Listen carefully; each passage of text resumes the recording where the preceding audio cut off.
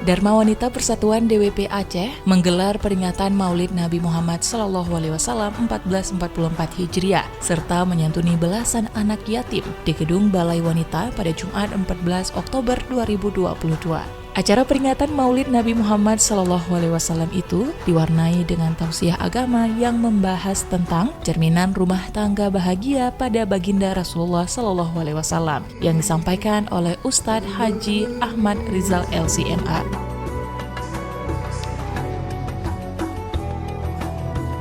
Ketua Dharma Wanita Persatuan DWP Aceh Melani Subarni menyampaikan kegiatan peringatan Maulid itu dilaksanakan untuk menanamkan rasa kecintaan kepada baginda Rasulullah. Peringatan Maulid ini, kata Melani, selain dimaksudkan menanamkan kecintaan kepada Rasulullah, namun juga untuk mengambil teladan Rasulullah dalam menjalani aktivitas kehidupan sehari-hari, khususnya dalam rumah tangga sesuai tema hari ini.